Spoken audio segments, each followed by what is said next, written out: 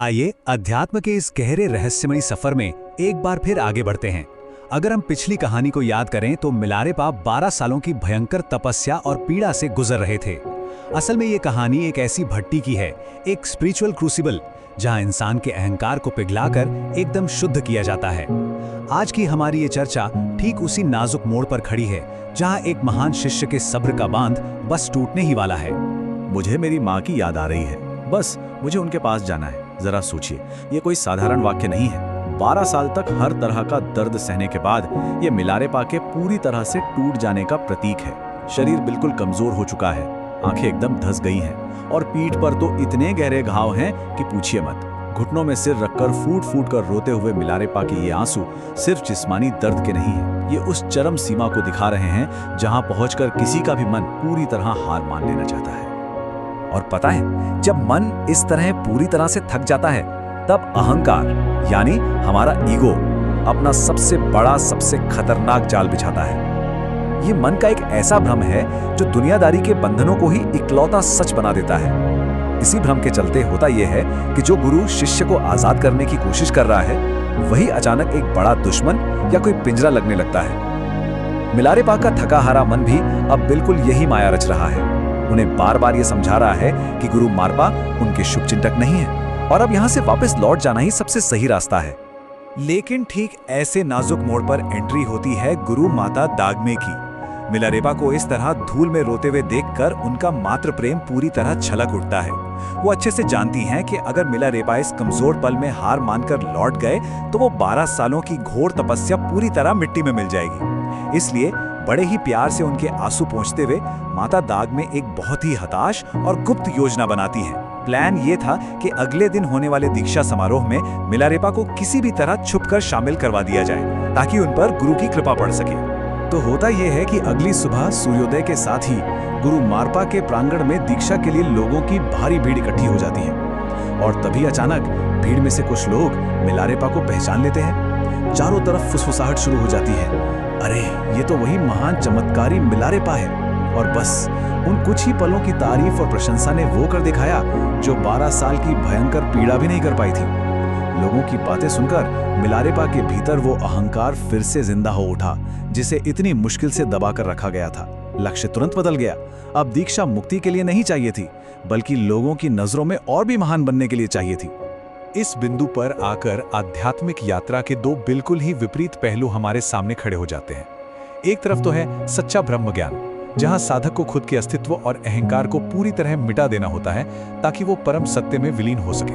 और दूसरी तरफ है महानता का वो झूठा भ्रम, जहां इंसान सिर्फ इसलिए आध्यात्मिक शक्तियां पाना चाहता है ताकि समाज में लोग उसकी पूजा करें। और दुख की बात यह है कि मिलारेपा की चेतना कुछ ही पलों में पहले वाले सत्य से फिसलकर दूसरे वाले भ्रम में बुरी तरह गिर चुकी है। अब जरा यहाँ की विडंबना देखिए। मिलारेपा गुरु के दरबार में नंगे पैर प्रवेश करते हैं, चप्पलें तो बाहर उतार देते हैं, लेकिन अपने सिर से अहंकार का वो अदृश्य और भारी ताज उतारना बिल्कुल भूल जाते हैं। पर हम जानते हैं ना कि एक सच्चे सद्गुरु की नजरों से दुनिया में कुछ नहीं छिप सकता। जैसे ही मिलारेपा उस सभा में जाकर बैठते हैं, गुरु मारपा की तेज और भेदक दृष्टि तुरंत उस बिना दिखे वाले अहंकार के ताज को भांप लेती है। अब दीक्षा का समय है, तो गुरु को भेंट करने के लिए मिलारेपा अपने साथ कुछ चीजें लेकर आए हैं। एक कटोरा जो मक्खन से लबालब भरा है, एक बहुत ही बढ़िया कपड़ा और एक तांबे का बर्तन। लेकिन यहाँ एक बहुत ही बड़ी समस्या है। मिलारेपा के पास भौतिक रूप से अपना खुद का तो कुछ भी नहीं है ना। ये सारी वस्तुएं तो गुरु माता दाग्मे ने उन्हें चुपके से दी थी। इसका मतलब समझें, मिलारेपा अनजाने में गुरु मारपा के ही घर की वस्तुएं गुरु मारपा को ही भेंट कर रहे हैं। और तभी गुरु मारपा की एक भयंकर गर्जना से पूरी सभा गूंज उठती है। वो गरजते हुए कहते हैं, अगर तुम्हारे पास अपना खुद का कुछ है तो मुझे दो, वरना इस सभा में मत बैठो। गुरु मारपा एक ही नजर में समझ गए थे कि ये सारी वस्तुएं उनके ही घर से चुरा के लाई गई हैं। उनका स्वर एकदम कठोर हो जाता है और वो सरेआम पूरी भीड़ के सामने मिलारेपा पर चोरी का सीधा आरोप लगा देते हैं। सोचिए उस वक्त माहौल कैसा होगा।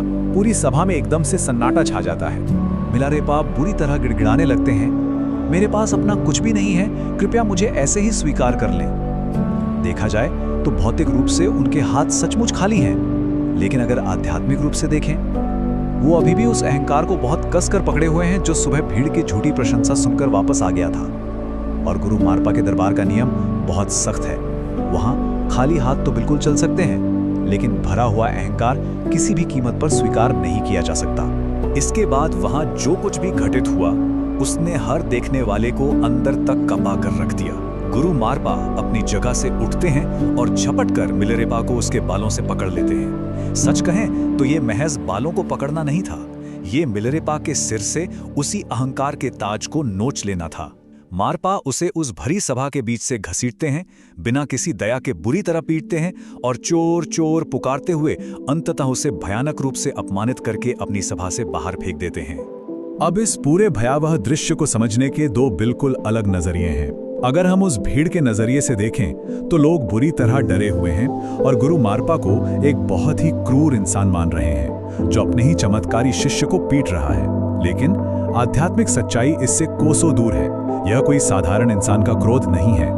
असल में यह अहंकार को जड़ से काटने की एक आध्यात्मिक शल्य चिकित्सा यानी एक स्पिरिचुअल सर्जरी है। एक सच्चा गुरु अपने स्तर से नीचे उतरकर समाज में अपने नाम और रुतबे की परवाह किए बिना अपने शिष्य को अहंकार के उस मीठे जहर से बचा रहा है।